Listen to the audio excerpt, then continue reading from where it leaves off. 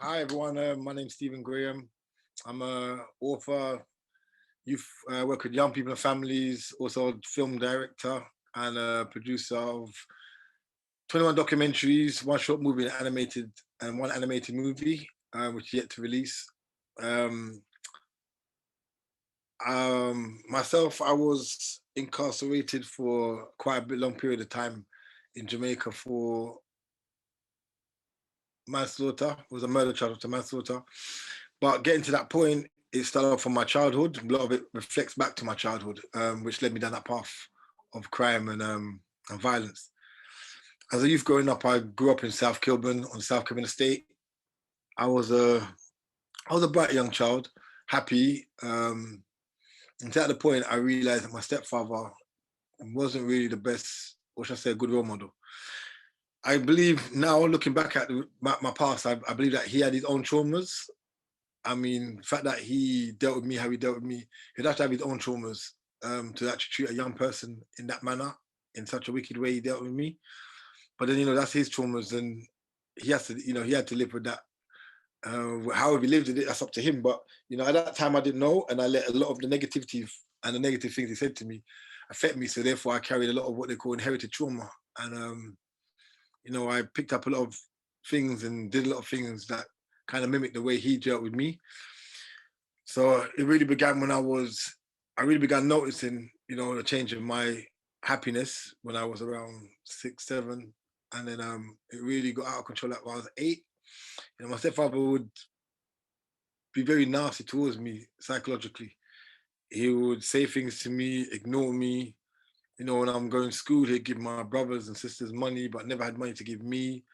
Um, it was a funny situation because as much as he did a lot of stuff, a lot of it wasn't in front of my mother. And when he did in front of my mother, like for instance, in the morning, I'd ask for money for school. He seemed to not have money, so he tended to like to give money to my brothers and sisters before I would come along to ask. And if I did even get there at that point, sometimes he'd take out like a wad of money and say, I have no change.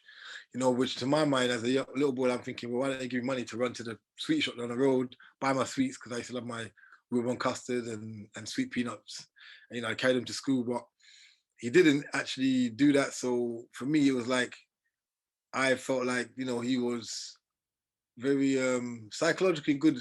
He had a good way of manipulating and a good way of making me psychologically feel like I'm not accepted, I'm not wanted.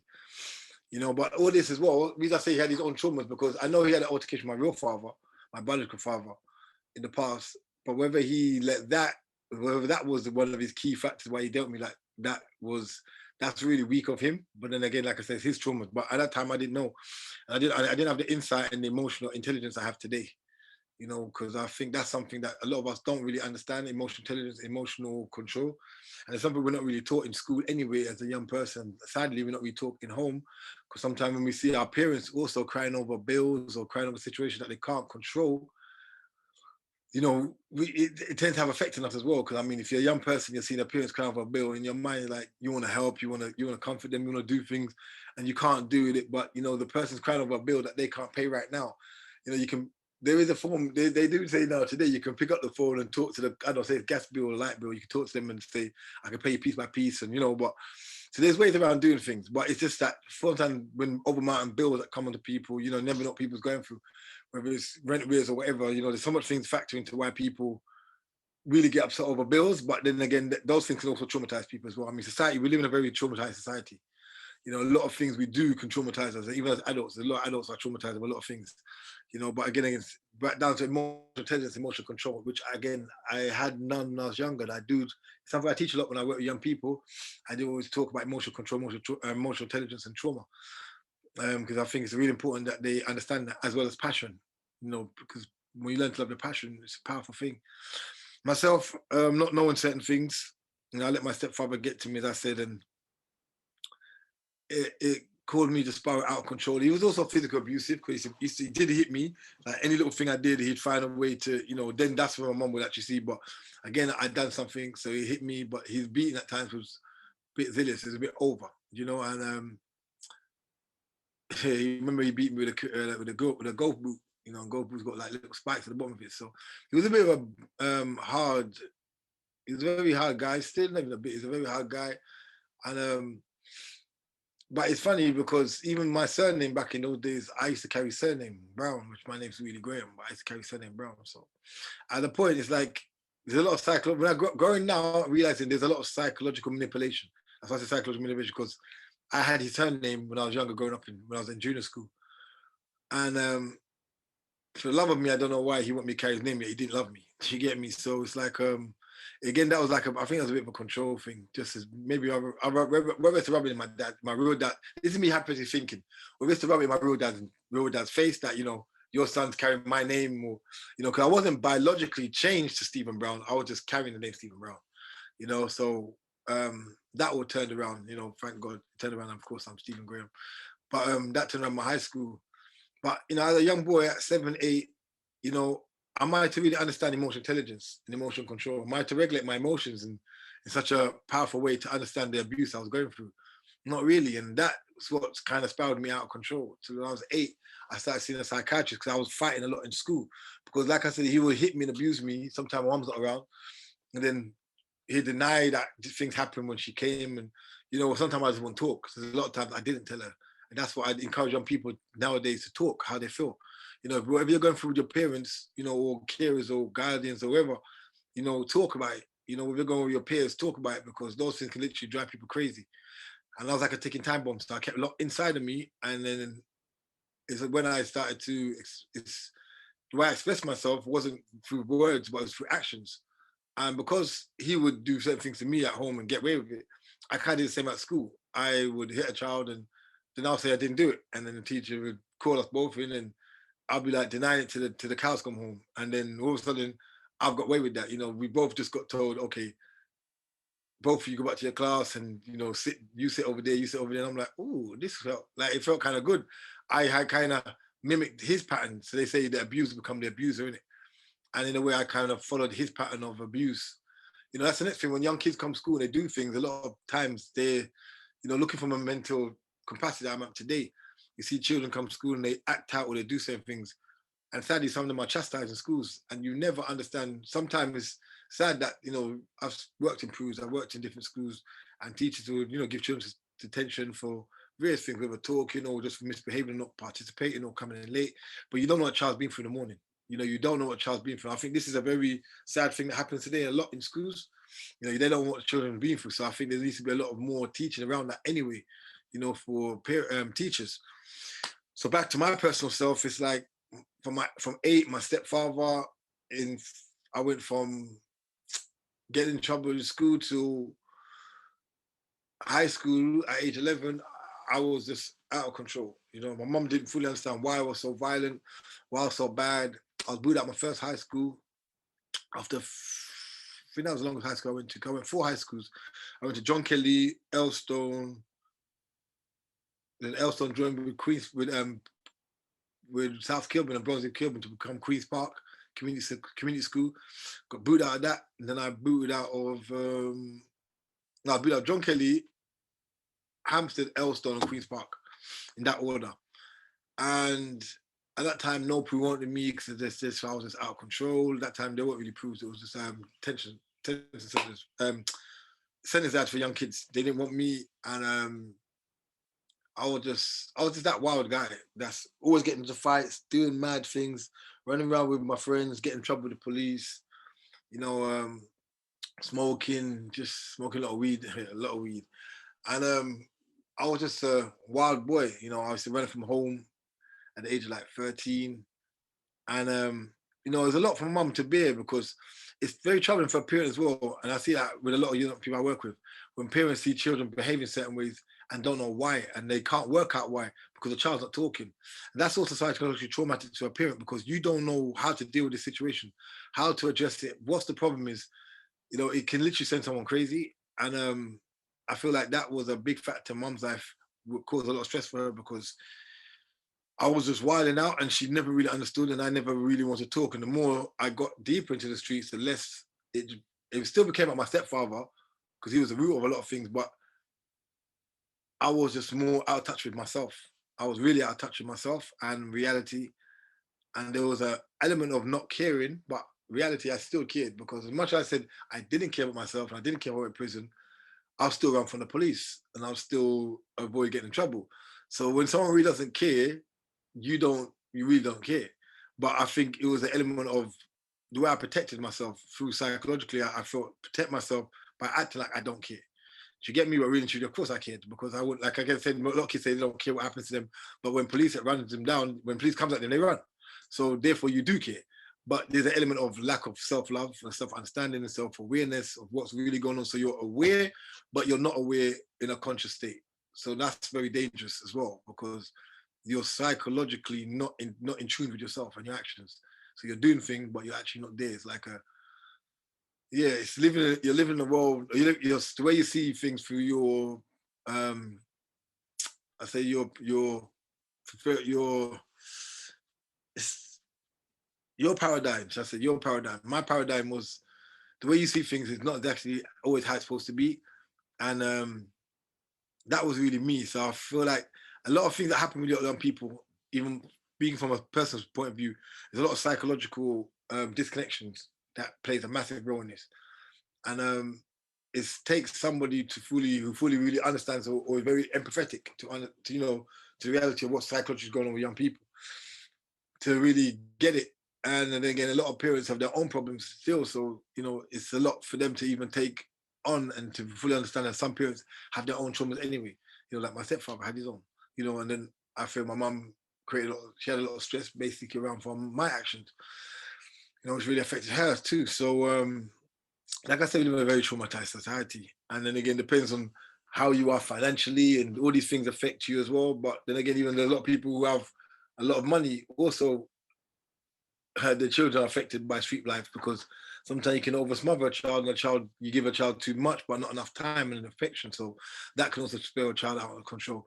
So there's so many factors into factoring why children grow. Plus you've got external factors, movies, TVs, music, so much factors in, and then your social environment that factor into what's going on. That's why I say we live in a very traumatized society. But for myself, it's like a lot of these factors played into role into my life. And my first friend died when I was 11. Because again, movies back in those days, there was the movies on TV where, it was the graffiti times, the graffiti era. And my friends used to tag. I didn't really tag. And my friend got killed when I was 11, one of my close friends.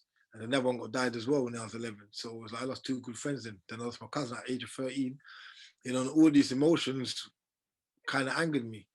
And not even kind of, really angered me. But at that time, I didn't understand how much impact it had on me, because then I started playing silly games on the train lines, and we were doing silly things, but I feel that was a reflection of myself, telling myself that I'm not scared or I'm not fearful of what really took place to my friends. So when I look back on it, there's a lot of psychological reactions to the actions that were going on around me and in my life that caused me to do certain things. And when friends got attacked on the streets, it led me to want to be more stronger, more brave, and more serious, because I wanted then not to get attacked or not to feel. So there was a lot of, actions for reaction, but psychological destructions that were from distortive mindsets that, like I said, my paradigm wasn't really the best. So all these things factored into how I behaved.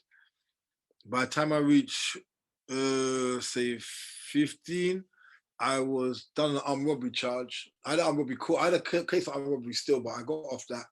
And then I had an armed robbery charge that they said I did a shop, but I didn't do it. I didn't rob the shop. And police had come for me. I felt I was about 15, 16. But at this point, sorry, I had gone to Jamaica 3 times for 1 year. Because I couldn't behave myself in England at age of 15. Mom sent me in Jamaica 3 times for 1 year. I couldn't settle down.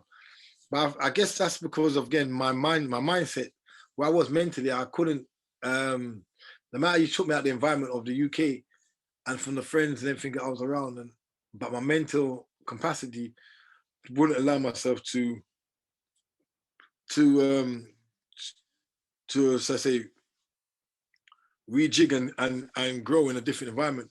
I had to deal with my traumas and my anger that was there, or was current, that was affecting me. So I was taken out of the country, but that didn't change the way I thought about life or how I saw life. My mind was still caught up in the anger and everything that was going on in my personal life. So I went back and forth in Jamaica to cut a long story short, got myself in a lot of fights, problems there, and I couldn't settle. That when in 1 year she took me. I went 3 times, and that again was a lot. When I look back at it now, the financial stress I put on my mother as well, because that's a lot of money. There's a lot of money, time, and during those 3 times I went, I was also done for drug trafficking at the same time because I brought back weed to the UK, and then that I was going through a lot mentally. I wasn't in, like I said, I was going through a lot psychologically, and then I went from there. I had to go back to Jamaica. Mom said I had to make it work out there because of the police. Like I said, I was done for a robbery I didn't do. I was charged for a robbery I didn't do. Well, technically arrested me, and my mum asked them, you know, when there was a robbery taking place, and technically the robbery they claimed I'd done, I was actually in an ID parade for a different robbery at the same time. So that was my alibi, the police. And at that point, mum said, you have to go. So I was just turning 16, I had to go to Jamaica. And then she said I had to try and make it work. I didn't make it work. By the age of 19, I had to leave Jamaica for violence. So I spent 3 years out there, got myself into a lot of problems. And Jamaica's a whole different kettle of fish when it comes to street violence. So I got myself in a lot of things out there, not to glorify or speak about the things I've done. I just done. I got myself in a lot of violence, both within St. Anne's, Kingston, Spanish Town. I was on the streets and I did some stuff. I had to reach a point that I had to come back to the UK. At 19, I had to come back to UK. So when I came back to UK, my mom died on me, and that kind of really upset me because I know she suffered from a lot of stress in it, and she used to take tablets for stress and everything else. So I used to feel guilty about that I felt like a part of what killed her. At that point, it was only up to recently my sister explained to me that it was like I spoke my autobiography. It was only recently my sister explained to me she had other health issues and things happened during the operation that caused her to lose her life. It wasn't just the stress alone with me, but I believe I contributed. I personally believe that, which is something that I used to carry very heavily. But that's why I try to encourage young people, man. Like they don't know the amount of stress you put on your parents, and even like the amount of stress they carry themselves is psychologically damaging for you. It eats at you mentally. But so from that, I got myself back in the streets and just created mayhem and got involved in quite a lot of things I shouldn't have got involved in. But then again, that's where my mind went. And by the time 22, I was 19 and I came back. By the time 22, I had to leave this country, for various reasons. And plus, I wanted to try something different. I wanted music in Jamaica. I spent time with my firstborn as well, who was out in Jamaica. I ended up going out there and having arguments and problems with people from my previous life. And, sadly, a life was lost again. And this time I was arrested for murder. And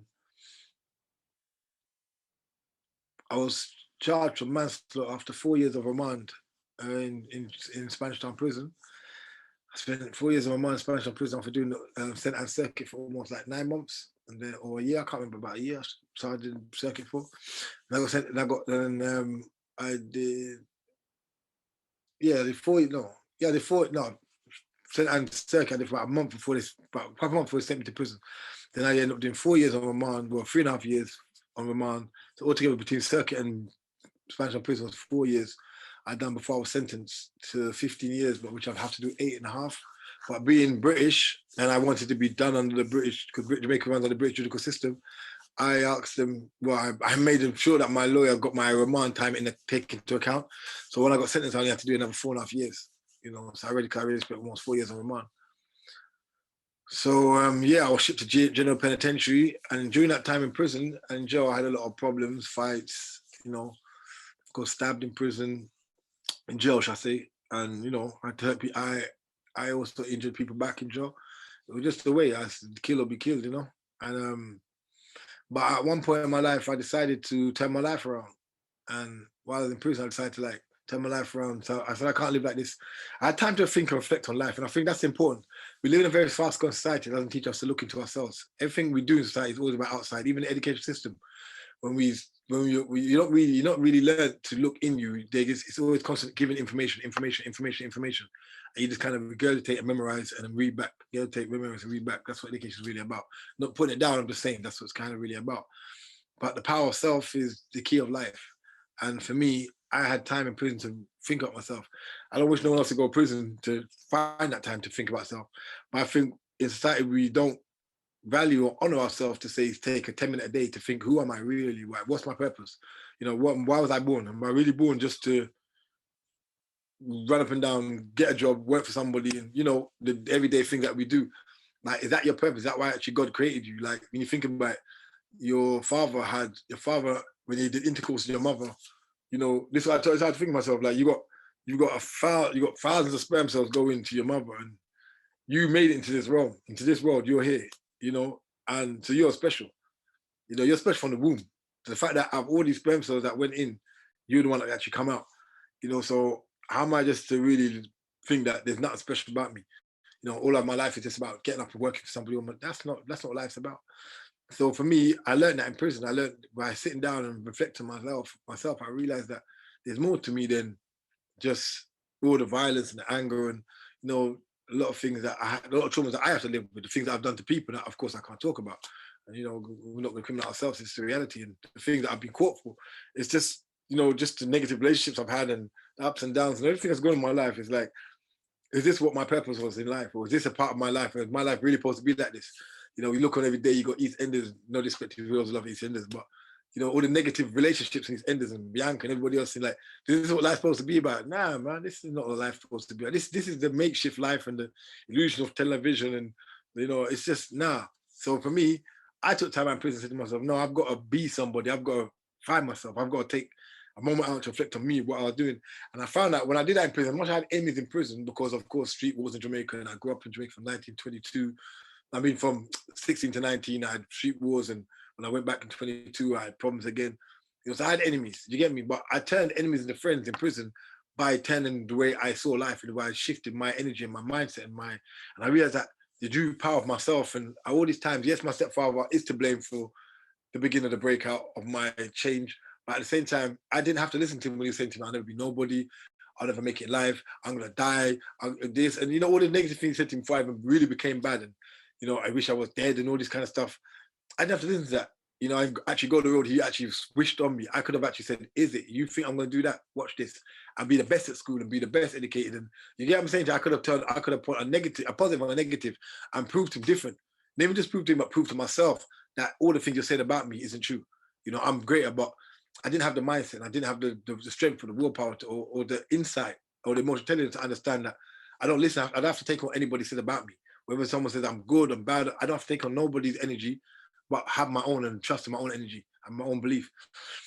But again, like I said, I learned that in prison, and thank God I did, because many of my friends have lost their lives. I have a lot of friends that are dead. I mean, not one or two, a lot in Jamaica, America, in the UK. Loads of my friends have lost their lives to the streets. So thank God I'm here, and I can see life different. I can share different experiences with young people. But it's like going through that whole transformation in prison was what really made me realize how powerful I am, because in a place that's so violent, Jamaica prison is really violent. You don't sleep on a bed, you sleep on the floor, everyone's got a weapon.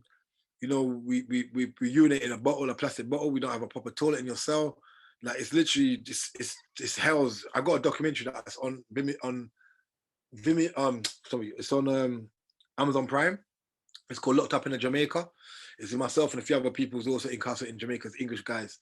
We did a documentary basically about what Jamaica's prisons like, literally showing people the reality of what Jamaica prison inside has never been seen before. And then people understand, like, in that environment, I turned my life around. In the most worst environment I could ever be in, I decided to be the best I could be and learn to love myself. And by doing that, I realized how strong I really am.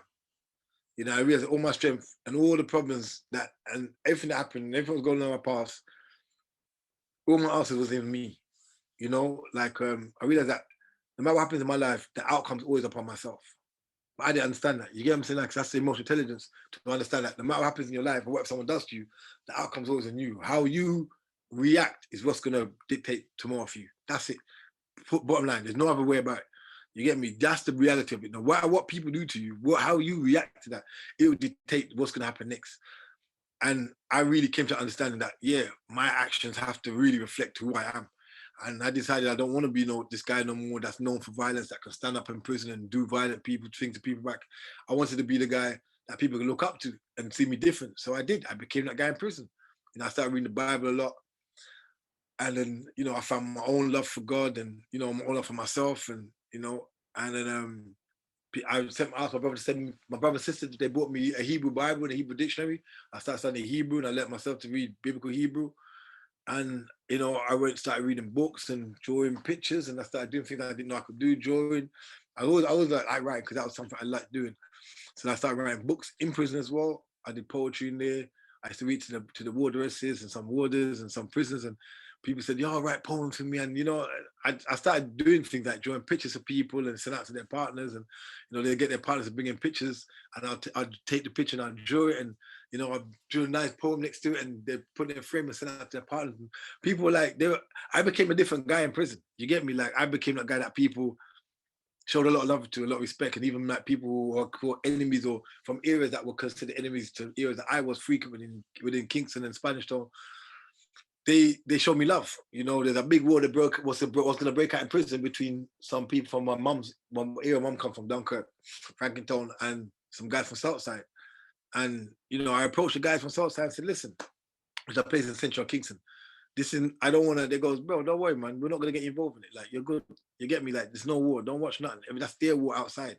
And I felt good in myself to that people saw a different side of me. They didn't want me to get involved in the foolishness. Like people who it never coming out were saying to me, "Go out the world and show people, what you can do, who you are." And I was getting cheered on in there. Like, I became that guy. Like in my autobiography, the names that I talk about, if anyone know about Jamaican gangsters, they know like these are real top generals and really violent individuals. But at the same time, they show so much respect for me, and not because of anything I'd done in the past. I realized that the way I changed my life around, the person I became, is what made people see a different side of me, and they saw a shine, they saw a brightness. So, I walked in it, and I decided, yeah, I'm thinking that when I come on road, I'm gonna do that. And I was doing fitness, and when I was in prison, I was doing kickboxing. I said, when I come on road, I'm gonna do all these things that I'm doing there. And everyone's encouraging me. So I always about the Israelites and history and culture, and I said, I'm gonna, go out and teach this. And so, my mom is mixed between Indian, Syrian, and Jamaican. So, she always said that we were Israelites and we're Jewish. So I said, okay, I'm gonna go out and teach. So I did. So when I came out of prison, I started to. When I came out of prison, I went to college first. I came out of prison, kind of stayed away from my old area, South Kilburn House, and that, and I went to college. I graduated with the top of the class in college. I was the oldest in my class, of course. I went to the access course. From there, I went to university, got a degree in musculoskeletal rehabilitation. So I had my own clinic, working with people. And then I decided I've done what I wanted to do, achieve a qualification. I wanted a qualification just to prove I could do it, because I graduated. I didn't have no qualification when I left school. I just wanted to prove I could do it. Then from that, I actually went back into what I was passionate about, which is my fitness and writing and making documentaries. And I did. My brother got me a laptop, and then I wrote my poem books out, and then I self-published myself, and I did I made documentaries. I started traveling all over the world. I was traveling from Jordan, Morocco, Egypt, Lebanon, Palestine. Um, I traveled to States recently. I did 3 documentaries in Chicago and the gangs in Chicago. I started doing what I really want to do. Living my life the way I want to live it. And I still do. It's just I believe that for me, it's like people think like, you can never do certain things once you got a career record. I've sat down with people, and now I still sit down with people like they would never think I'll be sitting down with them. I did this last week. I came from Cannes Film Festival. I spoke in Cannes Film Festival in regards to something I want to do. I can't really talk too much in depth about the movie, what we're talking about, but I stood in front of millionaires, talking about my film idea, and they're supportive of it. You get me? But when I told them what really fascinated them was when I told them about my past life. When I started the conversation with them, I said to them, yeah, we don't want to make this film because I was this. And I told them about, I was in prison young, at the age of 15, drug trafficking, robberies, Man, they're like, whoa, like you don't want. They goes to me like they were shocked. You get me? They were shocked. Like you're so positive, you're so focused, you're so driven, but you had a life like that. They go like you're the right kind of person to tell the young people these kind of stories. You know, because someone who's lived it and you've actually come out on the other side and doing amazing stuff today, like work with young people. And the guy was, it was fascinating that you done so many documentaries by yourself. I said, like, who funded you? I said, me. I said, like, I work 3 jobs sometimes to get the money to put down for my document, make this documentary, travel the world. They're like, your equipment, I bought myself for my own company. They're like they were just blown and touched, you know. So it was a really amazing experience. That's only last week, you know, because Cannes Festival was last week, Cannes Film Festival. So it's just in France. It's just that I just want people to know that, you know, you can achieve anything you want, and you can. As the first thing in life is to believe in yourself and be passionate about what you're doing. Because we're never really taught that. Again, emotional intelligence we're not taught in school. Emotional control we're not taught, and passion we're never taught to love our passion. You know, we're not taught like what do you really want to do? What do you want to be? Again, I'm not knocking school system, but we have to bear in mind everyone learns and sees life different. We're not just one way of teaching, which is there's a lot of one way teaching. You know, some people are visual, audio, some people, you know, they have different ways of learning. But then that's still external. What happens to the internal that's bubbling, that's boiling? Some people are passionate about different things in life, whether it's sports, fitness, piano, violin, whatever you are. I think we don't, parents sadly don't spend enough time pushing children's passion. When I was young, I was a good footballer. But mum never really pushed the passion, she pushed education, which wasn't a bad thing. But the reality is, if she pushed my passion, which was my football, love football, maybe that would have balanced out my education more, or maybe more happier. Despite I was going through a lot of traumas. Does that make sense? So I think passion is such a powerful thing. I personally believe parents need to push their children's passion, wherever it is, push their passion. You know, because when you push their passion, then they will double up on everything else. Because if I'm a person, I'm a young boy and I like piano or violin or whatever it is, or music, if you're pushing me to do the things I love, naturally when you put me in front of my book, I'm gonna squeeze through my book fast because I want to get back to things I love. So I'm gonna do it. You get me? And when I say squeeze it fast, not just do it for the sake of doing it. I'm gonna do it and because I want to keep you happy because you're giving me the things that make me happy. Do you get me? So it's kind of like a no-brainer. So I think parents need to focus on passion a lot, which we're not really taught that to focus on our passion. And schools don't drive people's passion either. So I feel like, you know, there needs to be changes, definitely needs to be changes. And, you know, I hope one day some, you know, people I can, you know, vouch for these changes because, you know, that's what yeah. I want to see people, I want to see a different world, you know, people are more happier, more joyful because a lot of us working in jobs and we're not even passionate about it. You know, there's many people as adults in jobs and we don't really love the jobs we're in. We're just doing them, you know.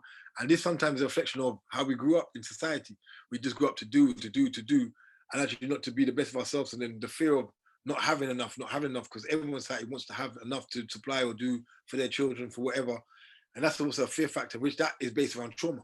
Because if you're fearful that if I don't have enough money to do this, that's also trauma. That's also based around traumatic experience of I don't want this, I don't want that, and that's also what they call vicarious trauma because it may not be something you actually experience yourself, but you don't want to experience it because you see other people do it, and that's also a fear factor which is trauma related.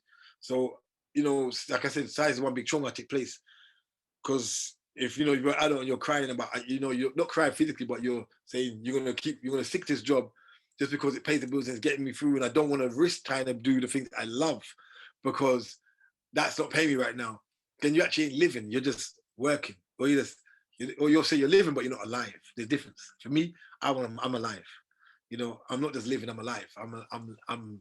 You know, as Bob Marley said, I'm a living man. I got work to do. And I'm alive, and that's how I want people to be alive more than just living. You know, really be alive because that's what life's about. You know, just you're happy. You're doing what makes your. And this is where passion is powerful because when you're really living your passion, that's the energy in it. Like passion's just a real powerful energy because it's all energy in it. When you think about it, it's all energy. Passion, emotions, all energy. It's how you feel about things. Then it manifests in your physical actions.